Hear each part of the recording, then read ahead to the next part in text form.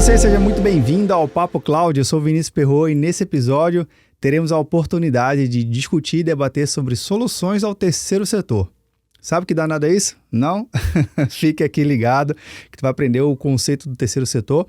Primeiro e segundo setor da economia que a gente rege basicamente é o governo e as entidades privadas. E não necessariamente conectar esse contexto todo, ver o terceiro setor que vem desenvolvendo soluções e necessidades que nos conecta ao nosso ser, o ser humano, de ajudar, contribuir, fazer uma sociedade cada vez melhor e, obviamente, uma economia melhor também. E necessitam de soluções de ponta, e soluções essas que encontram parceiros, que eu vou ter um bate-papo aqui com um único parceiro, a AWS, pelo menos aqui no Brasil. Meu convidado vai me corrigir se eu estiver falando besteira aqui, em ter uma parceria relacionada justamente a esse terceiro setor da economia. E se eu não me engano, se eu não li errado ali, o 19º no mundo em ter esse nível de parceria também. Bem legal, mas vamos entender aqui com o Heitor Cunha, CEO da CodeBeat. Heitor, seja muito bem-vindo aqui ao Papo Cloud.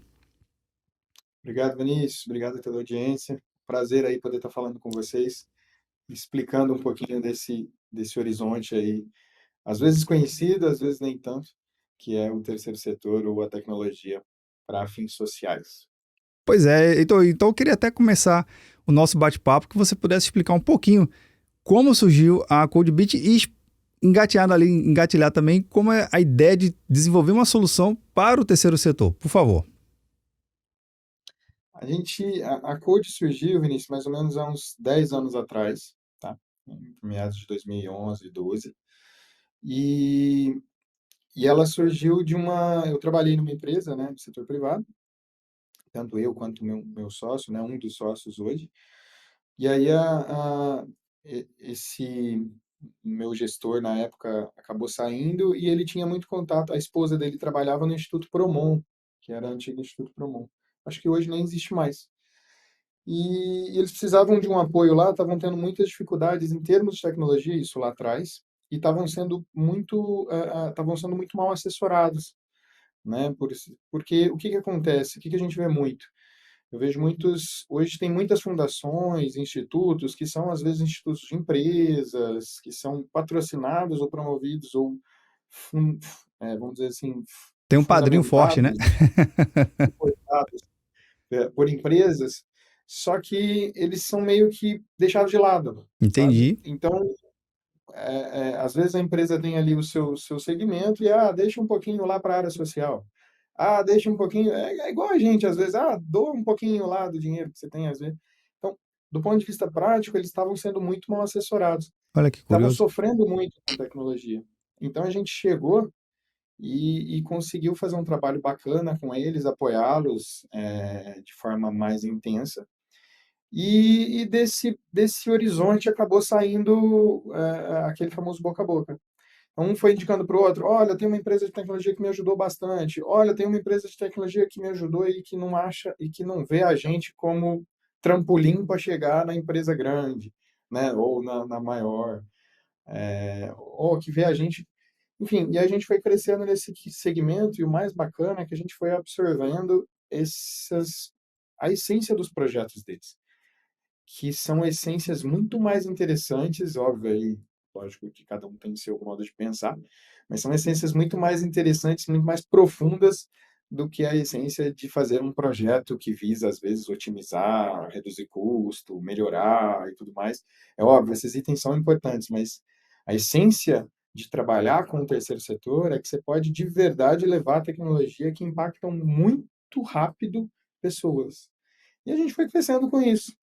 E aí, hoje em dia, 85% dos nossos clientes são clientes do terceiro setor, são fundações, são institutos que têm por meta, a boa parte deles, educação, tanto educação de base quanto educação ensino médio, alguns na área de saúde e, enfim, melhoria da qualidade de vida das pessoas de maneira geral. Bem legal. Cara, que curioso, Heitor. Você falando, surgiu uma ideia aqui. Quem está acompanhando, vendo, nos ouvindo, pode falar: poxa, mas o terceiro setor normalmente está associado a ONGs ou instituições que não têm ali uma arrecadação financeira, não tem um fundo financeiro bem construído, bem constituído, depende muito de doações e tudo mais. enfim, num grande geral, é esse contexto. Então, como é que é esse contexto de desenvolver soluções? É uma doação ou não? Vocês conseguem desenvolver um modelo de negócio fazendo com que o serviço e o produto que vocês entreguem façam sentido, gerem um bom resultado e, consequentemente, gerem um lucro positivo para todo mundo? As fundações têm vários modelos, né? Os institutos, de maneira geral. Eles têm um modelo padrão, que é esse modelo de ONG, que a gente conhece, Sim, que recebe sim, doações e tudo mais, seja de pessoas físicas ou de empresas ou do governo, né? De uma verdade. forma geral. Mas tem algumas também que são, em geral, suportadas por empresas. Então, por exemplo, tem um cliente nosso que é o Itaú Social. O Itaú Social, o Itaú Cultural, a Fundação Itaú, de maneira geral, Maravilha. ela é suportada pelo Itaú. Muita gente acha que isso aí é coisa da empresa de ficar reduzindo imposto de renda. Não doa nada não e tal. Não é necessariamente uma verdade, tá? Hoje, se eu não me engano, a Fundação Itaú, ela recebeu lá um X de ações, né, da época do pessoal do Setúbal, e ela vive com os dividendos dessas ações.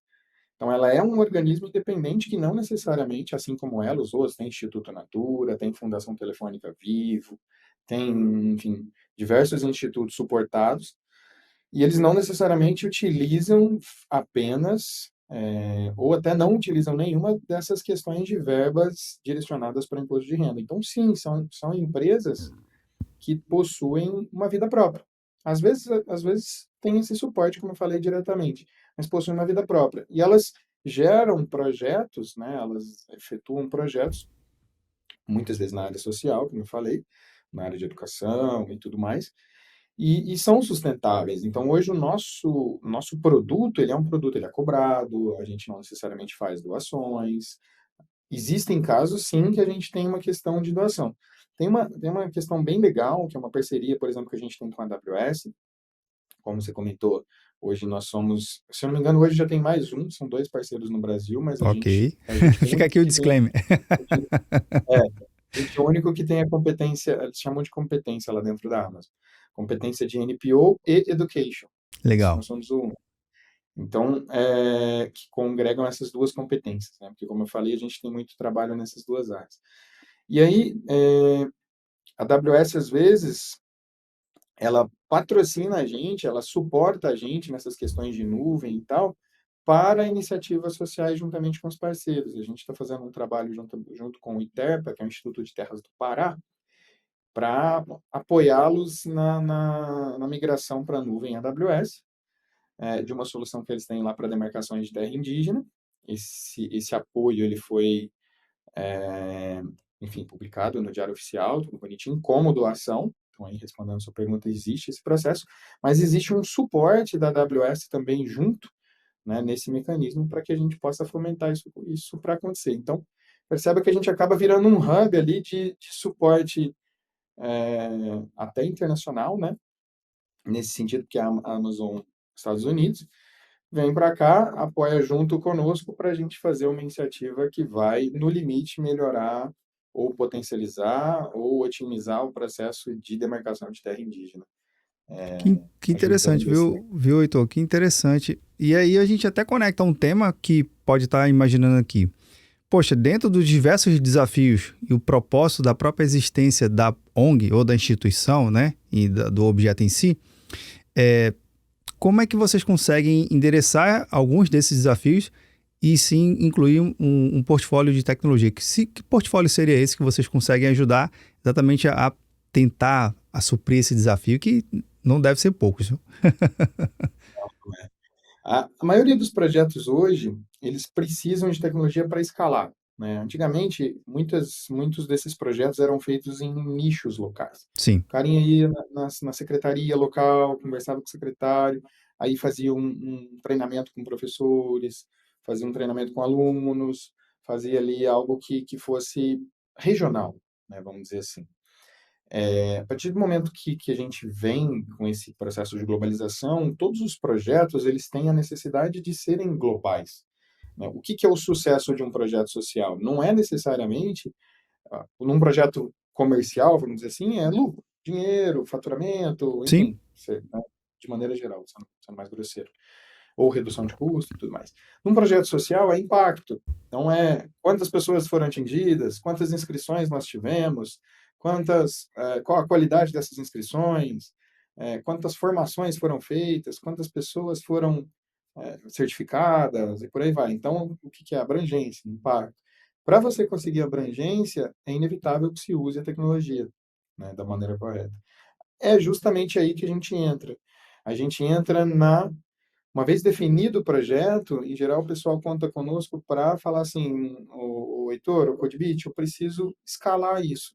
Eu preciso que isso chegue a todas as cidades do Brasil. Eu preciso que isso chegue nos celulares das pessoas, que seja fácil, porque professores, ou às vezes alunos, ou às vezes, enfim, nosso público-alvo não tem assim uma certa dificuldade, mora Não tem em essa lugares mais intimidade remotos. tecnológica, então tem que facilitar mesmo o processo. Bacana. Exatamente, possibilidade e tudo mais, mas o nosso objetivo é que mais pessoas consigam ser atingidas ou ser impactadas pelas iniciativas. Então, a gente tem um desafio de levar a tecnologia de ponta para que essas pessoas consigam ali receber, consigam receber o conteúdo, fazer e absorverem aquilo da melhor forma possível, seja através de gamificação, seja através da parte lúdica, tudo mais, porém com um orçamento muito mais reduzido. Então, o Sim. cara tem que bater o escanteio e sair correndo para cabecear. E quando eu estou visando lucro ou estou visando algo, eu aceito pagar por aquilo querendo receber mais no futuro. Esse lado social eu não tenho isso. Então eu tenho que fazer tudo que eu posso com o mínimo possível. E a gente tem uma responsabilidade muito grande, porque o tanto que eu consigo otimizar esse processo e economizar com tecnologia, o pessoal pode direcionar um recurso extra para ações de maior impacto, seja premiações melhores, sejam ações extras, sejam formações de professores, sejam melhoria na qualidade dos cursos. Então, a responsabilidade é bem grande nesse sentido de, bom, um caminho que a gente fez não deu muito certo, ok, a gente vai tentar por outro. Não, um caminho que a gente fez não deu muito certo, pessoas deixaram de ser impactadas, um módulo do curso talvez deixou de ser feito, ou uma área de questionário extra deixou de ser feita porque a gente utilizou um recurso adicional em tecnologia. Então, ter essa noção é algo bem legal, assim, e ao mesmo tempo bem impactante quando você se preocupa. Quando você não se Sim. preocupa, Interessante. não Tem um tem. aspecto que você comenta, Heitor, que é a questão da eficiência, né? E o quanto mais eficiente você, junto com as suas soluções e a equipe, traz para uma empresa, traz para uma ONG, traz para um instituto, a, aquela verba que iria ser investida naquela área, ela sobrou e redireciona. Então a gente pode falar que a importância da computação em nuvem para os seus processos em desenvolver melhor soluções, ela é inerente, né? Se não fosse a computação em nuvem, talvez você não conseguiria ser tão eficiente quanto, né, você consegue ser nos projetos. Então é diferencial a computação em nuvem para o entendimento e a essência de cada instituição e ajudar realmente aonde vai fazer efeito? É faz todo sentido. A computação em nuvem, ela não é só, né, muita gente fala, o que que é computador? Ah, beleza, é como se fosse o data center, agora não é mais aqui, é Sim. em outro lugar, né? Não é na empresa, é em outro lugar. Mas, na verdade, ela é muito mais do que isso, porque ela, serviços de computação, armazenamento, banco de dados, são alguns deles, né? Só que hoje a AWS, por exemplo, tem mais de 200, se eu não me engano, 200 e poucos serviços. Catálogo imenso. Então, faz um determinado trabalho, sabe? Assim, a gente tem projetos com a Câmara Árabe, Câmara de Comércio Árabe do Brasil, de transcrição de textos, né? De OCR, né? De verificação de documentos. A gente tem um projeto com a Fundação Dorina Novil para cegos, de transcrição de livros em braille. Então, a gente utiliza alguns serviços de nuvem para isso. Normalmente, a gente nunca utiliza utiliza como se fosse um Lego, sabe? Sim. Vai juntando as Você vai soluções. de acordo com, né, uma hora uma pecinha maior, outra hora uma pecinha menor. A beleza não está na peça, a beleza está na montagem. E a dificuldade também está nessa montagem, porque você nunca vai fazer o mesmo, sei lá, né, o mesmo formato. Você sempre está fazendo, cada projeto de tecnologia é um projeto, e você sempre vai fazendo diferente. Beleza, você pode usar rodinhas, mas você nunca vai fazer o mesmo carro. Você pode usar sempre bandeirinhas, mas você nunca vai fazer o mesmo castelo, né, a mesma torre. Então, esse é o desafio. Esse da Dorina, por exemplo, foi bem legal. A gente está em execução ainda e é um trabalho de transcrição que, quando a gente vê, a gente fez alguns testes, né? Colocou venda no olho. Assim, a gente não imagina a complexidade e a beleza que é você trabalhar com isso. Assim. Isso é muito legal. Bom, eu sou suspeito para falar, né? Se não fosse a computação em nuvem, de fato, os trabalhos iam ficar bem mais difíceis e o processo de reinventar a roda, que a gente chama, ia acontecer mais vezes. Isso ia tornar essa entrega muito mais trabalhosa. Entendeu? Eu vejo a nuvem não só como um apoio de você poder gastar conforme você escala, né? Então, se eu sou pequenininho, eu gasto pouco, mas uma forma de você ter acesso de maneira bem rápida a tecnologias que antes dariam muito trabalho para você conseguir criar a base para você poder acessá-la. Cara, que legal, que interessante. Até compartilhando uma pequena história aqui rápida, pra gente, antes de a gente voltar ao nosso tema aqui. Todo episódio que a gente faz aqui no Papo Cloud, porque é um episódio patrocinado, que tem um apoio de uma empresa, a gente sempre faz a questão de fazer uma transcrição de todo episódio, todo o áudio, né? Lembrando que o podcast essencialmente surgiu somente como áudio. Hoje a gente tem um vídeo para nos apoiar, mas aí, obviamente, o vídeo e a legenda ali já se torna mais fácil. Mas tem muito profissional na área de tecnologia ou pessoas curiosas que gostam de manter-se informado, que são deficientes auditivos e, poxa, como é que eu vou acompanhar um podcast, né, só ouvindo, se eu não tenho essa habilidade? Então a gente faz essa transcrição, usa a tecnologia, mas tem aquele toque humano, viu, Heitor? A gente faz sempre uma revisão de um profissional aqui, um profissional de linguística que deixa o áudio bem certinho, o texto bem certinho para deixar o entendimento bem redondo. Então, fica aqui também o disclaimer que a gente gosta de dar. Mas eu estou voltando aqui ao assunto principal. Cara, em relação a essa demanda que vocês têm, então a gente pode considerar que cada instituto, ou cada empresa, ou cada área que está dentro do terceiro setor, cara, é praticamente uma demanda sem fim. Tem sempre novos desafios surgindo. Mas eu entendo que quando uma ONG ou um instituto ele surge, ele normalmente não tem um corpo tecnológico tão bem formado, até mesmo porque não necessariamente é o foco dele. A atuação dele e o propósito da existência dele é contribuir em outras áreas. Então vocês da CodeBeat entram como um braço tecnológico modernizado e atualizado. Você percebe que essa construção de entender o modelo de negócio deles, o propósito deles, junto com a tecnologia, personaliza melhor, fica um produto, fica um software, né? Que a gente gosta de falar que fica aquele código muito mais personalizado e realmente com um propósito desde a sua essência? Total, total. A gente, em muitos casos, é o que você falou, na maioria dos casos, na verdade, as fundações elas têm um braço muito pequeno, muito enxuto, quando tem, de Sim. tecnologia. Né? Elas têm um braço muito forte pedagógico, um braço de projetos, de execução de projetos, de prestação de contas, enfim, esses lados são bem latentes. Mas o lado tecnológico ele é muito pequeno, né? Um gestor, dois, ali uma parte de PO, né?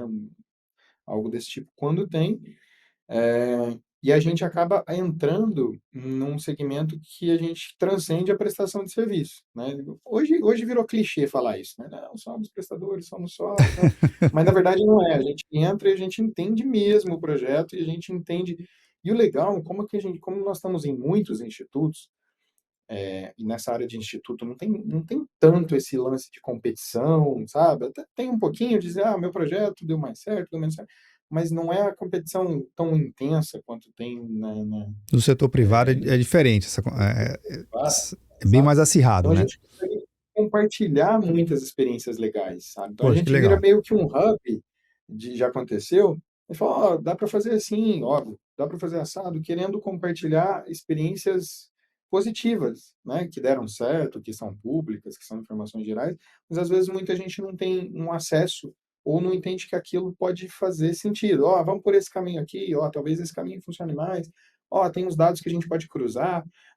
Então a gente, além de apoiar como um braço tecnológico, né, a gente acaba virando, vamos dizer assim, um braço tecnológico dessas fundações, virando uma espécie de fiscal, sabe? Às vezes elas contratam outros prestadores de serviço, contratam a gente, por exemplo, para nuvem e outros prestadores para desenvolvimento. Ou contratam a gente para desenvolvimento e outros prestadores para nuvem. Ou contratam a gente para as duas coisas. Então, tem vários modelos. Mas a gente acaba conseguindo dialogar em todas as etapas da cadeia de maneira tecnológica, guardando aquilo que a gente prega, né, pelo projeto social em si. Falou, não, não, não, mas peraí, vamos fazer assim, ó, tem uma questão de segurança aqui, ó, cadê o repositório? Ó, onde que está ali as informações que são um ativo do Instituto, né? Não vai ficar com vocês, o ambiente vai ficar conosco. Ó, o ambiente precisa ficar aqui. Então, a gente acaba virando um fiscal, um auditor tecnológico ali, no bom sentido, e um fomentador de experiências, né, um compartilhador de experiências, assim, que eu acho que é bem legal também, entendeu? Sem dúvida.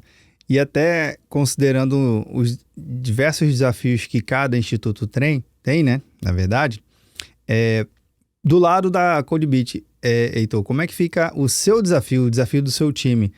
São duas, três, 100 pessoas. Como é que está estruturado o corpo da CodeBeat hoje?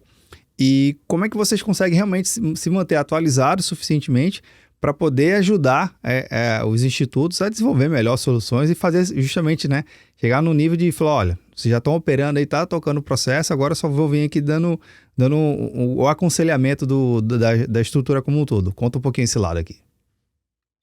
Como a gente cresceu nesse mundo de terceiro setor, né, a gente cresceu muito no sentido de responsabilidade financeira, né, fiscal. Então, é o lance de bater o escanteio e sair correndo para cabecear, né, fazer muito com pouco. Sempre time reduzido, enxugo, né, controle muito rígido de custo, prestação de contas ali na vírgula para evitar. Então, assim, a gente cresceu nisso, né? Como eu falei, há 10 anos atrás, 11 anos atrás, a gente surgiu e a gente cresceu desde então muito, muito fortemente nisso. Hoje, como eu dei o exemplo do próprio Itaú, social, um dos clientes nossos, na Fundação Itaú, o que que acontece? A gente é auditado pelo time de segurança do banco Itaú, porque a gente carrega risco de marca.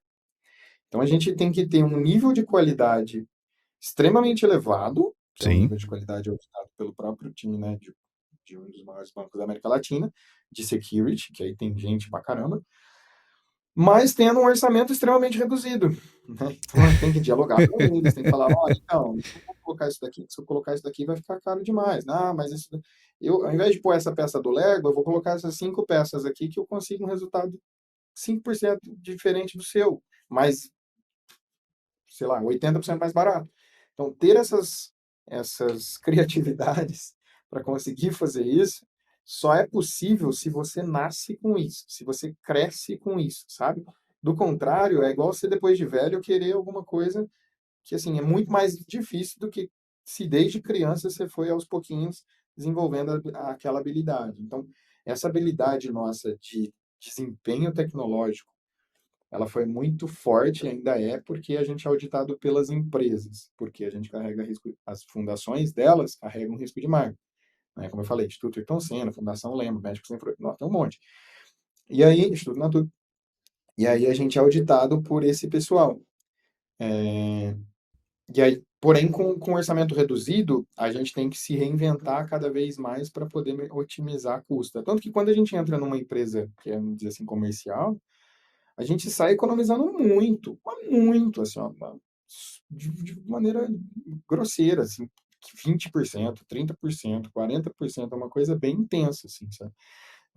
De diferença.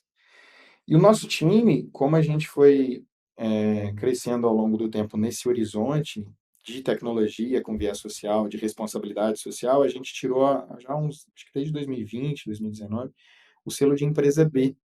É um movimento bem inicial no Brasil, chama Movimento B, movimento de empresas que entendem, né? Um conjunto, um grupo, é um movimento de empresas que entendem que os negócios precisam ser um motor de mudança do planeta, né? Então, você falou, você comentou no começo do podcast ali do primeiro setor, o setor de governo, segundo setor, o setor de, né, indústria, comércio e serviços, e o terceiro setor, que são as fundações.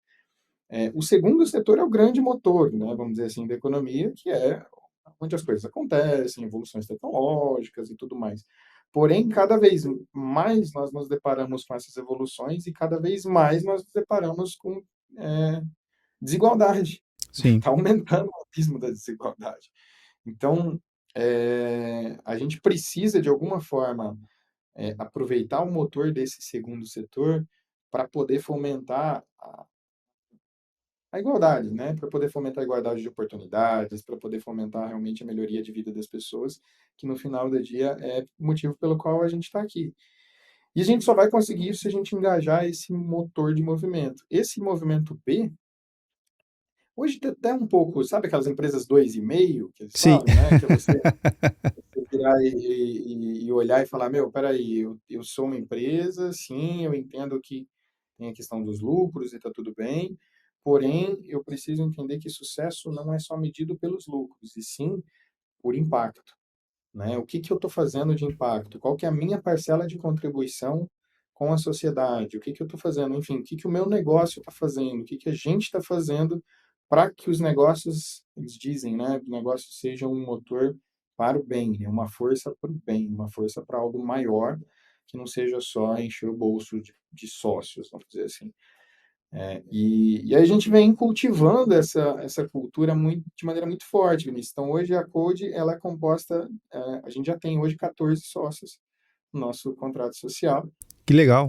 Todos eles trabalharam conosco, então tem pessoas com a gente há 10 anos, 10 anos, além de mim, obviamente, tem pessoas há 7, tem pessoas há 6 anos, tem pessoas há 5, isso com 30 e poucos anos. Então, assim, em termos de tecnologia, é muito raro você ver uma mesma pessoa continuar num trabalho por esse período, ela só continua se ela acredita no propósito, acredita naquilo que a gente está construindo. E é isso que a gente prega, é isso que a gente espera, e a gente espera que esse pessoal que entrou continue crescendo cada vez mais, e que a gente possa cada vez mais trazer pessoas, porque na maioria, boa parte das empresas que a gente está, a gente é mais velho do que todas as pessoas quase que estão lá. Já mudou o gestor, já mudou o outro, já mudou o outro, já mudou. Chega Acontece. a gente, além de tudo que eu te falei, a gente ainda traz o histórico. Ah, não, isso aqui é por causa disso, disso, disso. Isso aqui é por causa disso, disso, disso. Então, é bem interessante. Mas tudo isso se houver, obviamente, em cada um essa visão, sabe? Essa visão interna de que qual que é o nosso papel né, no planeta, qual que é o nosso papel na sociedade, o que que a gente está fazendo de verdade para parar de reclamar e fazer alguma coisa que mude o ponteiro.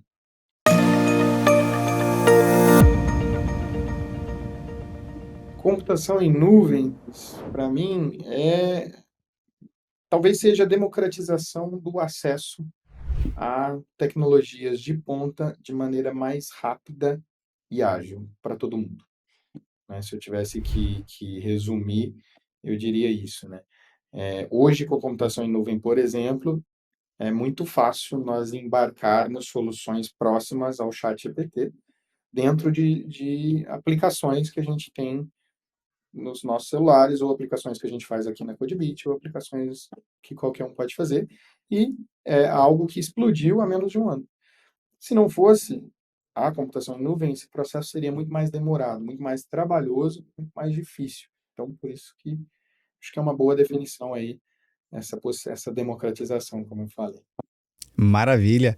Então eu queria agradecer por demais a sua participação aqui no Papo Cloud.